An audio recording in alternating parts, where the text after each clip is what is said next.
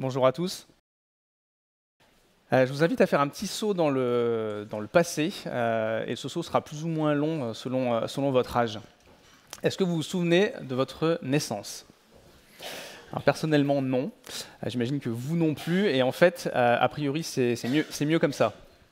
Parce que c'est pas forcément un bon moment à passer. Alors pour la maman, premièrement. Voilà, j'ai assisté qu'à 3 accouchements, mais voilà, je peux imaginer que c'est pas hyper agréable comme moment pour la maman. Mais aussi, pour le bébé qui va arriver, il va devoir s'extirper, avec l'aide de maman, bien sûr, mais voilà, s'extirper d'un environnement aquatique, chaud, sans trop de bruit, sans lumière, à un endroit plein d'air, avec des poumons qui vont se déployer d'un coup. Ça va faire un peu mal, ça va faire pleurer. Un endroit plein de bruit, un endroit froid, un endroit aveuglant, un peu traumatisant, et surtout, ça fait vraiment un gros changement. Plus rien ne ressemble à ce qu'on a connu avant, mais heureusement, on ne se souvient pas de ce moment.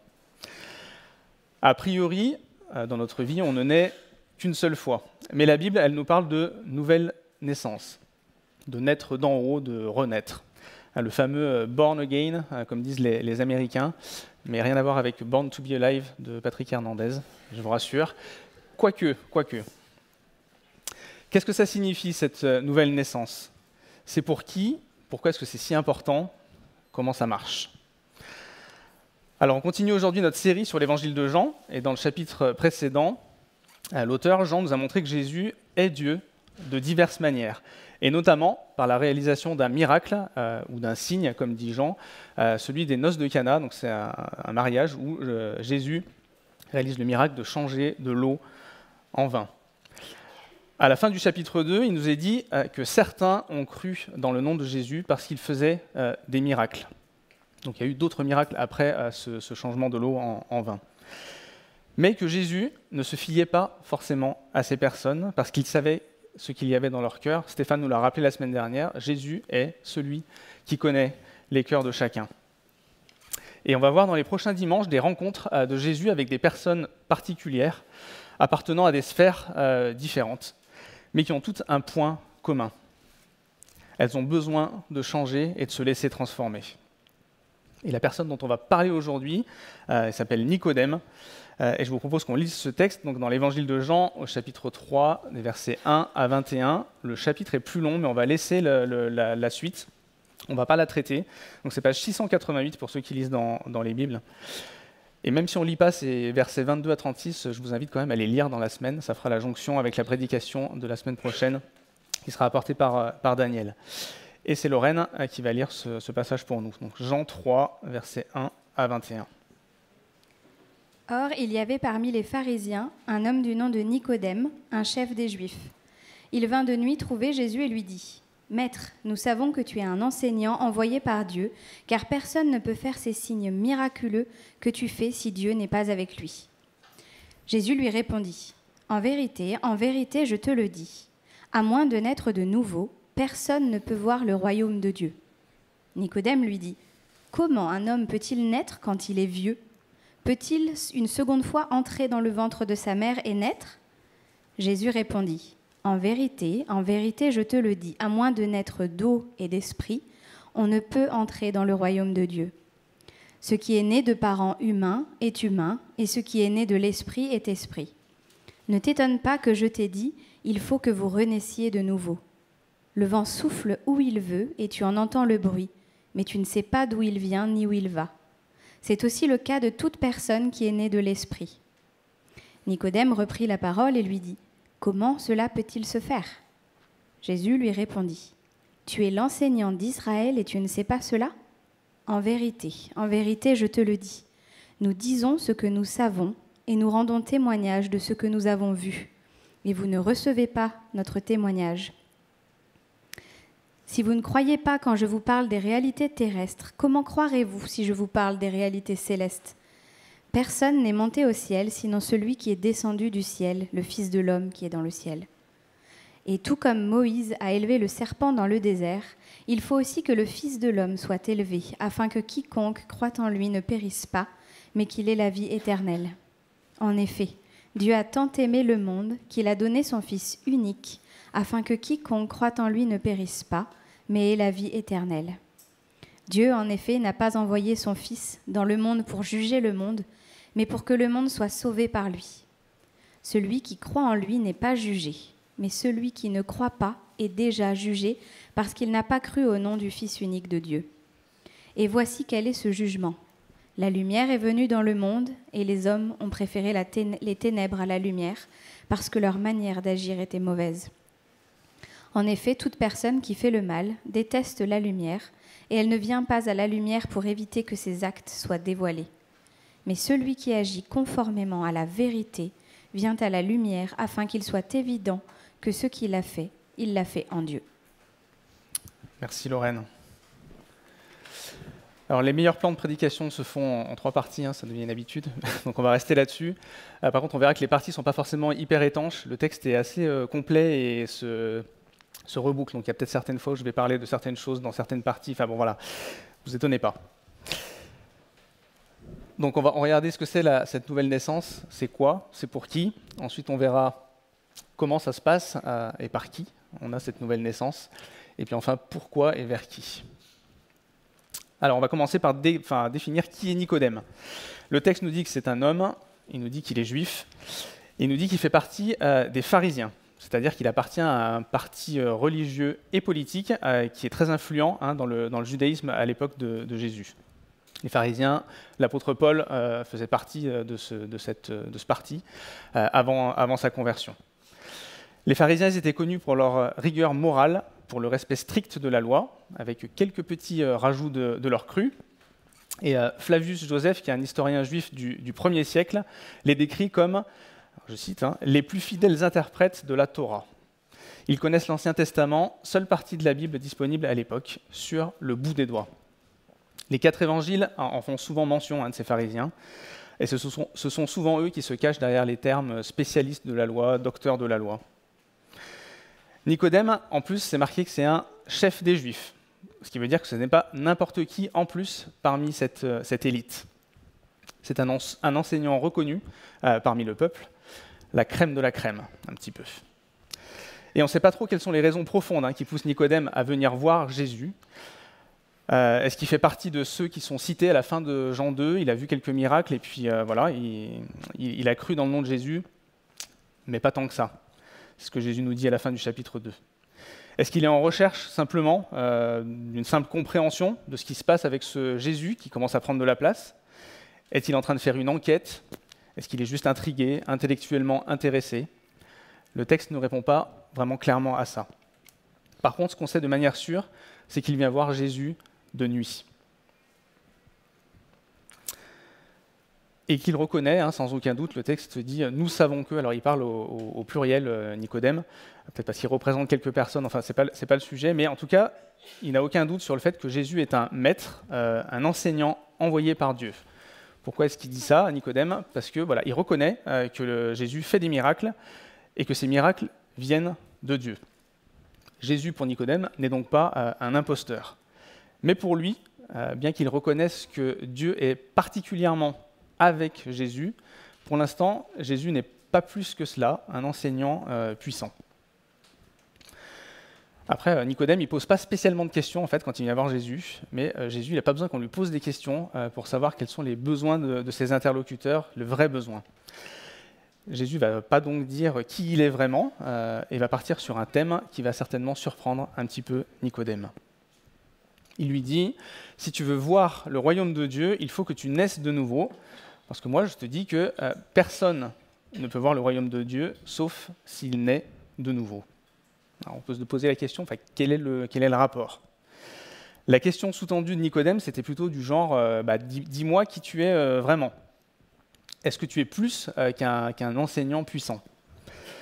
Du coup, il est un peu désarçonné, et sa réponse le prouve. Il prend les paroles de Jésus très littéralement, et peut-être qu'il regarde ses mains fripées. A priori, c'était pas un genou, Nicodème. Et il se dit, donc il faudrait que je retourne dans le ventre de ma mère pour redevenir un bébé, et en faisant ça, je pourrais voir le royaume de Dieu.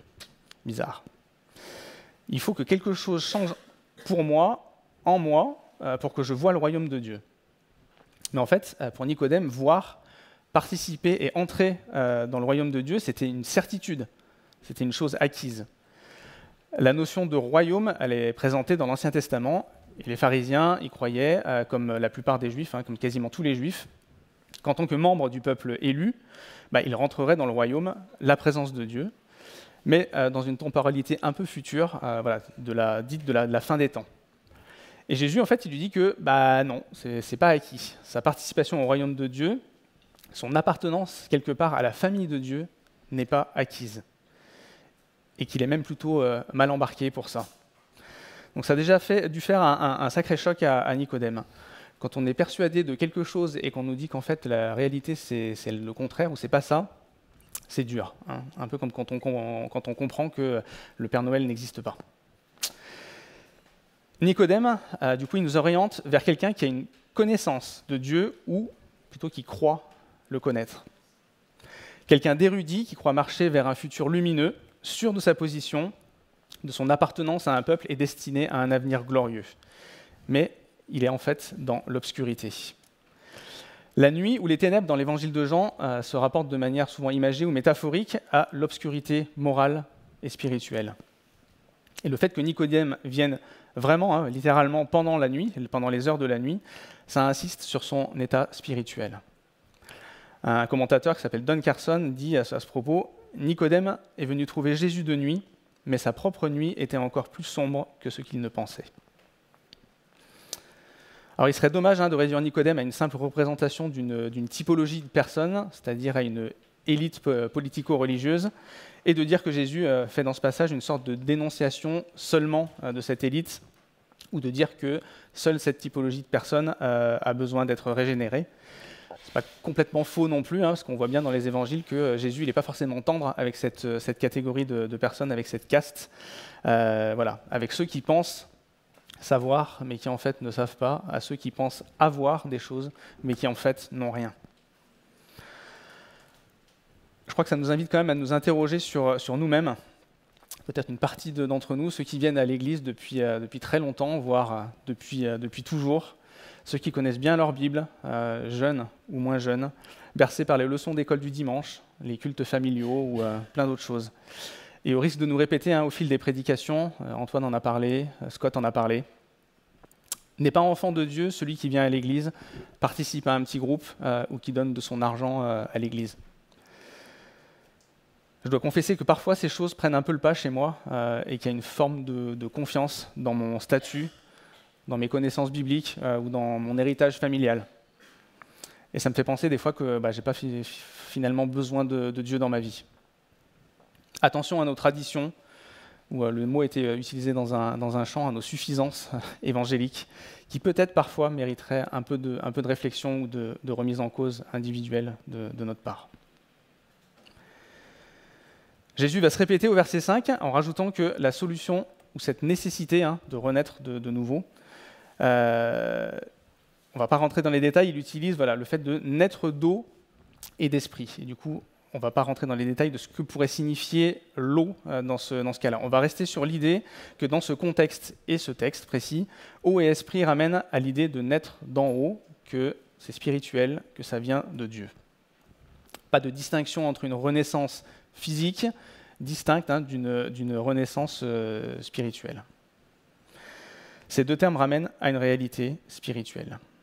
Et cette notion et l'association de l'eau purificatrice et de l'esprit n'auraient pas dû être inconnues à Nicodème, qui, on le répète, connaissait parfaitement les Écritures. Ça aurait même dû faire un peu tilt dans son esprit, parce que de nombreux passages, notamment dans les livres prophétiques, donc dans l'Ancien Testament, dans Ésaïe, Jérémie, Ézéchiel, donc c'est des prophètes, ils mentionnent plutôt clairement cet aspect.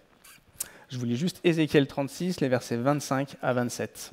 C'est Dieu qui parle et qui dit « Je vous aspergerai d'eau pure et vous serez purifiés. Je vous purifierai de toutes vos impuretés et de toutes vos idoles. Je vous donnerai un cœur nouveau et je mettrai en vous un esprit nouveau. Je retirerai de votre corps le cœur de pierre et je vous donnerai un cœur de chair. C'est mon esprit que je mettrai en vous. Ainsi, je vous ferai suivre mes prescriptions, garder et respecter mes règles. » Jean précise ensuite, au verset 6, la dissociation entre ce qui est de la sphère humaine, donc ce qui est né de parents humains est humain, et ce qui est né de la, ce qui est né de la chair est chair, peut-être dans d'autres traductions.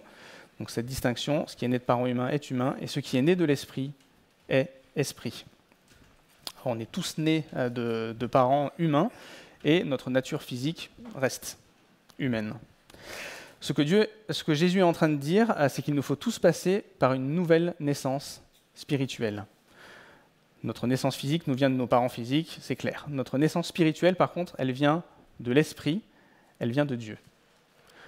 On ne peut pas naître tout seul, on a besoin d'une intervention extérieure, que ce soit dans le cas physique ou dans le cas spirituel. On ne se crée pas par nous-mêmes. On ne peut pas se régénérer par nous-mêmes. Et Jésus va utiliser encore une image pour aider Nicodème. Le vent souffle où il veut, tu ne sais pas où il va, mais tu peux en voir les effets. Le vent, on le voit, ça fait du bruit, ça fait bouger la végétation, ça fait des dégâts quand il est très fort. On voit les choses. Et le terme utilisé pour vent et esprit, c'est le même en grec. Du coup, on fait beaucoup de grec ce matin. Donc c'est pneuma, pneumatique, pneumologue. Ici, c'est bien le sens littéral, c'est bien le vent. Qui est utilisé, mais le sens final de l'image, c'est bien que l'Esprit de Dieu agit comme il veut et il apporte ses effets à qui il veut. On ne maîtrise pas le Saint-Esprit, on ne le comprend pas complètement, mais les conséquences de l'action de l'Esprit sont évidentes et visibles. C'est en cela que la nouvelle naissance est un mystère. On peut voir une forte allusion au passage d'Ézéchiel 37, donc on a déjà lu dans Ézéchiel, je fais juste un tout petit résumé du chapitre. Dieu montre une vision à Ézéchiel, qui est un prophète. Il y a une vallée qui est remplie d'ossements, donc de choses mortes, humains. Et le souffle ou l'Esprit de Dieu ramène à la vie ces ossements. Voilà, peut-être encore quelque chose qui aurait dû faire tilt dans l'esprit de Nicodème, parce qu'il connaissait forcément ce passage.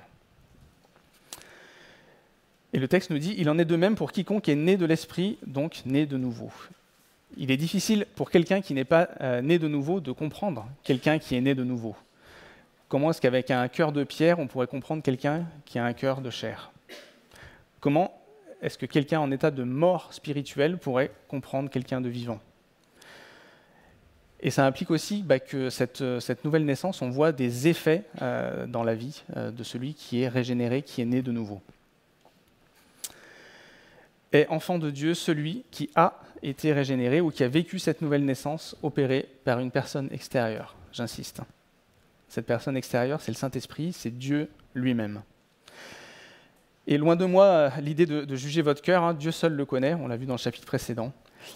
Mais on vient d'évoquer avec l'image du vent que ça produit des effets visibles. Et qu'une personne régénérée est censée montrer des effets visibles de sa nouvelle naissance. Cette régénération, elle précède de très peu la conversion, c'est quasi simultané. Elle est insufflée par Dieu, elle est son œuvre, elle est faite par sa volonté. La réponse, c'est la conversion par la foi qui amène à la repentance, et donc à un changement de vie visible, qui porte du fruit et qui est la démonstration physique d'une réalité spirituelle. C'est un vrai changement de nature. On devient des êtres spirituellement vivants, alors qu'avant, nous étions spirituellement morts. Je pense qu'on doit, chacun d'entre nous, régulièrement se poser cette question aussi, est-ce que mes actes reflètent qui je suis en Christ ? Est-ce que les produits de ma vie sont des fruits ou plutôt des feuilles mortes ? Je ne parle pas de perte de salut ici, on continue à pécher quand on est chrétien, mais si ma vie ne montre pas de changement ni une progression dans la sanctification, alors il faut vraiment que je me pose de sérieuses questions. La question suivante de Nicodème, elle prouve une fois de plus son aveuglement, le fait qu'il est dans la nuit, son ignorance. Il pose la question, mais en gros, comment est-ce qu'on fait pour naître d'en haut ? Et la réponse de Jésus semble montrer de l'étonnement un peu plus. Il dit, tu es parmi en Israël, tu es un de ceux qui connaissent le mieux les Écritures, de ceux qui sont censés connaître le mieux Dieu, et tu ne sais pas comment ça se passe. Et Jésus, il reproche en fait à Nicodème assez directement, mais par extension à tous ceux qui sont censés connaître Dieu, connaître les Écritures, il montre de façon évidente leur ignorance profonde et aussi, je crois, la dureté de leur cœur. Jésus est assez confrontatif avec Nicodème, hein. On a vu dans Jean 1 que Jésus est la parole. Et cette parole doit nous confronter aussi aujourd'hui. Alors on peut se poser les questions, est-ce que je connais aussi bien ma Bible que ça? Est-ce que je lis simplement pour lire? Voilà, on devrait se poser des questions aussi si on ne se sent jamais repris quand on lit la parole par soi-même ou par tous les enseignements qu'on peut recevoir. Jésus va en rajouter encore une couche au verset 11 et 12. Et là, en gros, il dit à Nicodème de façon assez claire, « Je n'arrête pas de montrer qui est Dieu et que je suis Dieu. Je l'ai fait par des miracles, a priori tu y crois, par mon enseignement, par mon attitude, par tout ce que je fais, tout ce que je dis, par cet échange qu'on a en ce moment avec toi, Nicodème. Mais par tes réponses, tes questions, tu me montres encore ton incrédulité et ton incompréhension de qui je suis vraiment. » On passe au deuxième point. Alors Jésus n'est pas quelqu'un qui laisse les autres perdus et sans solution. Il va donc encore éclaircir un petit peu plus les indications, alors normalement déjà suffisantes pour Nicodème, qu'il y avait dans l'Ancien Testament. C'est Dieu qui fait. Dans le passage d'Ézéchiel 36 qu'on a lu, les verbes et les sujets surtout sont « je ». C'est Dieu qui dit « je vous purifierai, je vous donnerai, je retirerai, je mettrai ». C'est lui qui fait. Dieu s'engage pour nous. On voit ça dans de nombreuses promesses dans la Bible, dans les alliances que Dieu peut faire avec Abraham, Moïse, par exemple. C'est Dieu qui fait. En retour, il demande simplement la foi, de croire, faire confiance et l'obéissance. Jésus continue au verset 13. « Personne d'humain n'est jamais monté au ciel pour voir les réalités célestes. Mais moi qui viens du ciel, on se souvient de Jean 1, pareil, je viens du ciel et je connais ces réalités. Je viens les incarner et vous les présenter de la manière la plus claire qui soit. Je suis le Messie, je suis le Fils de Dieu, c'est moi.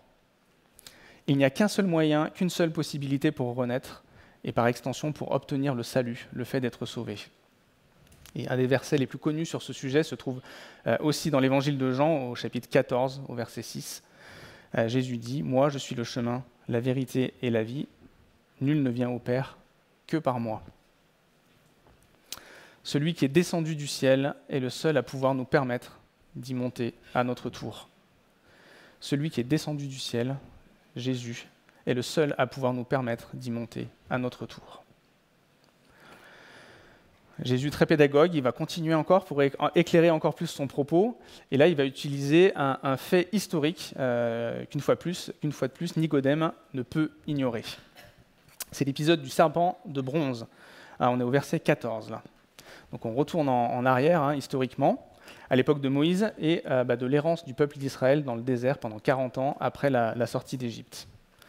Ce passage se trouve en Nombre 21. Et du coup, il décrit qu'en réponse à une énième désobéissance du peuple d'Israël, Dieu envoie des serpents mortellement venimeux dans le camp, et des Israélites, et beaucoup de ces Israélites périssent. Le peuple demande pardon, et il demande une solution à Moïse. Moïse consulte Dieu, et Dieu dit à Moïse de construire une image de serpent en métal, de le placer, ce serpent, sur un poteau en haut, de poser cette image sur ce poteau. Et le texte dit « Et quiconque avait été mordu par un serpent et regardait le serpent de bronze conservait la vie. » Et effectivement, c'est ça qui se passe. Ceux qui avaient cru et qui regardaient continuaient à vivre physiquement. C'était un moyen gratuit, offert pour continuer à vivre. Jésus explique par cette image déjà le moyen de sauvetage prévu. On en a parlé pendant la scène. Comme le serpent a été élevé, il faut aussi que le Fils de l'homme, c'est comme ça que Jésus s'appelle quand il parle de lui-même souvent, que le Fils de l'homme, Jésus, soit élevé sur un poteau, une croix en l'occurrence, mais l'image est la même. Jésus dit, il faut donc que je souffre et que je meure sur ce poteau. Et ceux qui regarderont à moi, verset 15, c'est-à-dire ceux qui auront cru en moi, on l'a chanté aussi, conserveront la vie, afin que quiconque croit ait la vie éternelle. Cette vie avec Dieu qui ne peut être vécue qu'après une nouvelle naissance spirituelle, Et ça commence dans cette vie, ici et maintenant, sur terre. Ce serpent de bronze, c'est une préfiguration de Christ, une image qui fait entrevoir Christ et son œuvre dans l'Ancien Testament.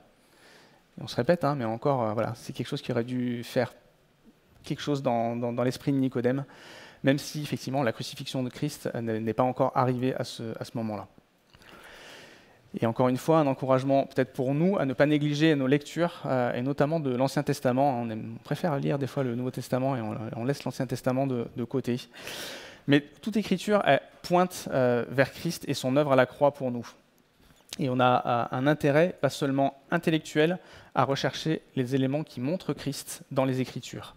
Ça nourrit notre foi et ça nous fait grandir. Ici s'arrête le dialogue avec Nicodème et les paroles de Jésus à partir du verset 16. C'est Jean qui prend le relais et qui va méditer sur les paroles de Jésus et nous aider dans la compréhension supplémentaire. Donc Jean reprend quasiment mot pour mot les paroles de Jésus du verset 15 au verset 16, Jean 3,16, le verset le plus connu, que tout le monde connaît. En effet, Dieu a tant aimé le monde qu'il a donné son Fils unique afin que quiconque croit en lui ne périsse pas, mais qu'il ait la vie éternelle. Auquel je vais raccrocher le verset suivant, verset 17. Dieu, en effet, n'a pas envoyé son Fils dans le monde pour juger le monde, mais pour que le monde soit sauvé par lui. Dieu nous aime, on l'a chanté ce matin aussi, sinon il ne nous aurait pas créés. L'amour du Père pour ses enfants est omniprésent et pour le monde est omniprésent dans les évangiles ailleurs aussi. Cet amour de Dieu pour nous est une réalité, c'est une vérité. Le monde, ici, ça représente les êtres humains dans leur ensemble et dans leur état spirituel commun, déchus et rebelles. Il est dit ailleurs dans la parole que Dieu veut que tous les hommes soient sauvés et parviennent à la connaissance de la vérité. On trouve ça dans 1 Timothée 2, 4. Donc Dieu nous aime, c'est une certitude, on ne peut pas enlever ça. Dieu a donné son Fils comme moyen pour nous, pour que nous soyons sauvés. Élevé sur la croix, comme on l'a vu, mort sur celle-ci pour prendre à notre place nos péchés, nos fautes. Le but étant que nous ne périssions pas, mais que nous ayons la vie éternelle. Comment avoir cette vie éternelle? En croyant. Donc par la foi en ce sacrifice de Jésus en notre faveur. Et la promesse, c'est la vie éternelle pour nous. Car comme Christ est ressuscité, il nous offre aussi cette résurrection. Pour ceux qui croient. On va s'arrêter un moment sur ce terme de vie éternelle, en se posant la question, mais de quoi est-ce qu'on parle exactement? Est-ce qu'on parle d'une vie terrestre qui ne s'arrête pas, ou l'éternelle jeunesse, comme dans Indiana Jones et la dernière croisade? Jean nous parle ici de la vie dans la présence de Dieu, dans le royaume de Dieu. Comment la vie pourrait s'arrêter si on est avec Dieu? Cette vie, elle commence à partir du moment où l'on renaît spirituellement, à partir du moment où le Saint-Esprit nous régénère. C'est-à-dire pendant notre vie terrestre. La vie éternelle, c'est donc pas simplement la vie après la mort physique, mais la vie dès que nous sommes régénérés, à partir donc de notre nouvelle naissance. Ça commence maintenant dans cette vie-là. Pas dans cette vie-là à la maison, dans cette vie-là. On pourrait s'arrêter là. Voilà. Jésus ne vient pas pour juger le monde, il vient pour nous sauver. Il vient pour sauver tout le monde. Dieu veut que tout le monde soit sauvé. Mais on va quand même regarder la suite. La nouvelle naissance a des conséquences éternelles. Verset 18, « Celui qui croit en lui n'est pas jugé, mais celui qui ne croit pas est déjà jugé parce qu'il n'a pas cru au nom du Fils unique de Dieu. » Et Jésus ne vient effectivement pas pour juger ou condamner directement. Le texte nous dit « Celui qui croit en lui n'est pas jugé. » Mais celui qui ne croit pas est déjà jugé. Il y a donc un jugement, qu'on le veuille ou non, que ça nous plaise ou non. Nicodème, il représente aussi une partie de l'humanité qui peut sembler intéressée par le discours de Jésus, ou par son caractère, ses signes miraculeux, sa vision du monde. Bref, par les côtés plaisants peut-être de Jésus, mais pas par la vérité, en tout cas pas pour l'instant. Si vous prenez juste les morceaux sympas de la Bible, mais que vous avez du mal avec d'autres morceaux de la Bible, il faut vraiment s'interroger sur les fondements de votre foi. Nous croyons dans cette Église que toute la Bible est vraie dans son entièreté. on ne peut pas prendre ce qui nous plaît et jeter ce qui nous dérange. Il y a certains passages qui peuvent nous questionner, qui peuvent être un peu difficiles à comprendre, mais en tout cas, on peut avoir confiance dans le fait que la Bible est cohérente et qu'elle ne dit pas de mensonges. Et les choses sont en fait déjà établies. Tout homme est déclaré pécheur devant Dieu. Un autre verset, tous ont péché et sont privés de la gloire de Dieu. C'est une réalité. La venue de Jésus et son œuvre nous demandent à chacun un positionnement clair par rapport à Dieu. Et la suite du passage de Jean va nous décrire ce jugement, des versets 19 à 21. Jean revient d'une certaine manière sur le prologue du chapitre 1 avec une séparation claire entre ce qui est de la lumière et ce qui est des ténèbres. Je relis juste Jean 1, versets 9 à 13. Cette lumière était la vraie lumière qui, en venant dans le monde, éclaire tout être humain. Elle était dans le monde et le monde a été fait par elle. Pourtant, le monde ne l'a pas reconnue. Elle est venue chez les siens et les siens ne l'ont pas accueillie. Mais à tous ceux qui l'ont acceptée, à ceux qui croient en son nom, elle a donné le droit de devenir enfants de Dieu. Puisqu'ils sont nés non du fait de la nature, ni par une volonté humaine, ni par la volonté d'un mari, mais qu'ils sont nés de Dieu. On peut le constater, notre monde est loin de faire bon accueil à l'Évangile. Il est plongé dans les ténèbres. Il n'en réside pas moins que Dieu l'aime. Il se révèle clairement, Dieu, de plusieurs manières. On en avait parlé cet été dans le psaume 19, entre autres. Jésus est la lumière du monde, il éclaire tout. Mais on fait malheureusement le constat que nombre de nos congénères sont perdus, préférant ou faisant délibérément le choix de rester dans les ténèbres du péché. Nous ne voulons pas que ces péchés soient révélés. Il y a de la honte, très certainement, si on veut cacher, mais pas de désir de changer et peut-être une incapacité intrinsèque à le faire. Et Dieu, il ne se satisfait pas de cet état de choses. Toujours en Ézéchiel, verset 33, verset 11, c'est Dieu qui parle à Ézéchiel et qui leur dit « Dis-leur au peuple d'Israël, aussi vrai que je suis vivant, déclare le Seigneur, l'Éternel, je ne prends pas plaisir à voir le méchant mourir, mais à le voir changer de conduite et vivre. Renoncez à votre mauvaise conduite. Pourquoi devriez-vous mourir, communauté d'Israël ?» À l'inverse, celui qui croit et qui a été préalablement régénéré l'est par une action extérieure. On l'a déjà dit, mais j'insiste. L'action de Dieu seul qui permet de devenir son enfant, de naître de lui. Et c'est Dieu qui permet à ses enfants d'aimer la lumière, on a vu dans le texte, de pratiquer la vérité. Si on fait le bien en tant que chrétien, ce n'est pas par nous-mêmes. On n'est pas des êtres supérieurs parce qu'on est chrétien. Si nous faisons le bien, ce n'est pas pour nous-mêmes, mais nous voulons rendre gloire à Dieu de ce qui nous permet d'agir conformément à sa volonté. On l'a déjà dit aussi, mais je redis, ce texte ne dit pas que les chrétiens ne pêchent plus, mais qu'ils sont enfants de Dieu, nés de lui, et donc dans une sphère spirituelle différente. Nous sommes, pour ceux qui croient, plus sous la condamnation du péché, mais au bénéfice de la grâce de Dieu. Libérés, aidés dans notre vie de tous les jours par le Saint-Esprit, c'est-à-dire Dieu, qui habite en nous. 2 points par rapport à ce jugement et cette différence entre les 2 seules voies en fait, que Dieu propose à l'homme. Ces versets et nombre d'autres dans la Bible sont en complète opposition avec une position théologique qu'on appelle l'universalisme. En gros, l'universalisme, ça dit que puisque Dieu est bon et amour, tous les hommes seront finalement sauvés à la fin, et par conséquent, on peut en déduire que cette vie terrestre n'a pas de conséquences sur notre vie future. Autrement dit, le fait de croire en Jésus ou pas n'a finalement pas de conséquences. C'est faux, les amis.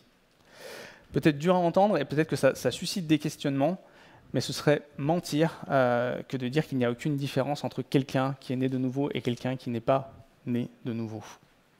Si c'est le cas, je peux prendre ma Bible, je pense, la mettre à la poubelle et passer mes dimanches ailleurs, parce que tout ce qu'on fait là, ce serait une farce ou un cirque. La Bible, elle se montre cohérente. Dieu, il est bon, ça c'est sûr. Dieu, il est amour, c'est sûr. Dieu propose son salut à tout être humain, c'est sûr. Mais Dieu est juste et n'accepte pas tout. Et ne sauve pas tout être qui choisit de rester rebelle à lui. Ça, c'est sûr aussi. Deuxième point, il concerne notre témoignage. Notre passage nous parle clairement de gens dans les ténèbres, et donc des gens qui sont perdus, destinés à une vie qui n'est pas la vie éternelle. Alors, quelle vie? La Bible, elle parle clairement, et on la voit malheureusement souvent dans notre monde, elle parle d'une première mort, la mort physique par laquelle chaque être humain doit passer. Mais la parole nous décrit aussi l'existence d'une seconde mort. On voit ça dans un autre livre qui a été écrit par l'apôtre Jean, dans l'Apocalypse. C'est un livre, le dernier livre de la Bible, qui parle de la fin des temps, plus précisément. Cette seconde mort correspond à la mort spirituelle, et elle se caractérise par tout l'opposé de l'autre vie. La destination, ce n'est pas d'être continuellement et éternellement avec Dieu, mais c'est d'être éternellement séparé de Dieu, sans lui. Dans un cas, joie, félicité, incapacité de pécher. Dans l'autre, pleurs, souffrance et remords éternels. Quand on meurt physiquement, la suite, c'est pas soit la vie éternelle avec Dieu, soit rien. C'est soit la vie éternelle avec Dieu au paradis, soit la séparation éternelle d'avec Dieu, et ça s'appelle l'enfer. C'est une réalité spirituelle. Il y a quelque chose après la mort physique, et ce, pour tout le monde. Alors, 2 encouragements. Pour ceux qui sont enfants de Dieu, ça doit nous pousser à être courageux et avoir de la hardiesse dans notre témoignage. On peut refaire écho à Nicodème, il vient auprès de Jésus de nuit, peut-être parce qu'il ne souhaite pas qu'on le voit en présence de Jésus, il veut peut-être se cacher de ses collègues qui sont plutôt hostiles à Jésus. Donc il y a certainement un peu de peur d'être reconnu, ou de s'associer peut-être à Jésus. Est-ce que nous-mêmes, on est toujours remplis de courage et sans crainte quand il s'agit de parler, de témoigner de notre foi et donc dire que nous aussi, nous nous associons à Jésus? Pas toujours facile en fonction des personnes. Certaines sont complètement opposées, ça se voit. C'est pas simple de témoigner à ces personnes, mais c'est pas forcément le plus compliqué. Je parle dans un cadre comme en France, on n'est pas dans la persécution, dans ces cas-là, c'est le plus dur. Certains se moquent complètement de Dieu, de la Bible. C'est pas évident d'aller les chercher non plus. Certains sont sympathisants ou pensent peut-être être des bonnes personnes, mais ça suffit pas et c'est parfois plus compliqué d'aller les chercher. Et puis certaines personnes baignent dedans, ça suffit toujours pas de baigner dedans et c'est peut-être encore plus compliqué d'aller les chercher. Et j'imagine qu'on a tous en tête des personnes qui rentrent dans une de ces catégories. La destination de ces finale de ces personnes doit nous faire réagir à l'urgence qu'il y a. On ne peut pas rester indifférent à ça. Ce monde, en fait, il faut imaginer qu'il est plein de cadavres spirituels qui déambulent. Et parmi eux, on a de nos amis, on a de nos voisins, on a de nos collègues de travail, des membres de nos familles. Et c'est une question de vie ou de mort éternelle. C'est crucial. Dans tous les cas, ce n'est pas nous qui allons régénérer ou convertir ces personnes. C'est Dieu lui-même qui agit. Et pour lui, rien de trop compliqué, mais il nous demande de participer. Ça fait partie du mandat des disciples de Jésus. Et c'est Dieu qui va nous donner le courage et la hardiesse. Et il est bon de lui demander ces 2 qualités, par la prière notamment. On en a tous besoin. Alors le but, c'est pas de nous faire flipper, de nous faire peur, mais de nous encourager dans notre témoignage. Et je sais que j'en ai personnellement extrêmement besoin. On a aussi besoin de demander à notre Dieu d'être persévérant. On ne sait pas quand ni comment Dieu va agir. Des fois, ça peut être long, des fois, ça n'arrive pas. Ça peut être décourageant, mais on sait qu'on peut avoir confiance en Dieu. Du coup, on fait un petit dernier mot sur Nicodème, d'encouragement. Il est fort probable que cette discussion elle ait porté du fruit pour Nicodème et qu'il ait finalement vécu cette nouvelle naissance. Je ne peux pas m'engager à 100%, mais voilà. Nicodème, on va le retrouver un peu plus loin dans l'Évangile, où il est toujours mentionné, les 2 fois où il est mentionné, comme l'homme qui est venu voir Jésus de nuit. À chaque fois, il est mentionné comme ça. On le retrouve une première fois au chapitre 7, où il va intervenir en faveur de Jésus, auprès de ses collègues qui voulaient l'arrêter, en tout cas le faire arrêter. Et on le retrouve aussi au chapitre 19, où on apprend qu'il vient prendre le corps de Jésus avec Joseph d'Arimathée, et il va participer à son embaumement aussi. Il se montre un peu plus, il prend du courage, Nicodème. Donc il semble qu'il y ait eu du changement et visible chez Nicodème. Peut-être tardivement, mais il n'est jamais trop tard.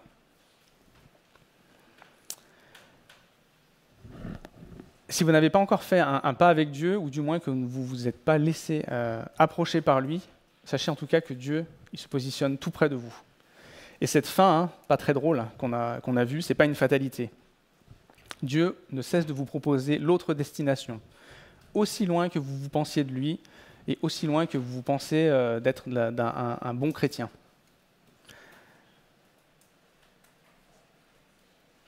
Laissez-vous toucher par lui, par sa parole vivifiante. Vous pouvez discuter avec l'un d'entre nous si vous avez des questions à la fin du culte. Prenez une Bible. Discutez avec nous, s'il vous plaît. Restez pas juste comme ça avec des questions avant de partir. Dieu il vous propose cette nouvelle naissance. Mais, a priori, ce n'est pas comme douloureux comme la naissance physique qu'on a vue au tout début. C'est clairement un changement d'environnement, cette nouvelle naissance spirituelle. L'air qui va souffler sur vous, ce sera celui du Saint-Esprit. L'aveuglement sera transformé en une agréable lumière de Christ. Le bruit, ce sera peut-être celui des frères et sœurs qui sont là à côté pour encourager. Et la chaleur, celle de l'amour et de la grâce du Père. Et je nous laisse avec ce verset en Éphésiens 2. « Mais Dieu est riche en compassion. À cause du grand amour dont il nous a aimés, nous qui étions morts en raison de nos fautes, il nous a rendus à la vie avec Christ. C'est par grâce que vous êtes sauvés. » En réponse, je vous propose aussi qu'on puisse chanter un chant « Vase d'argile », le 245. Amen.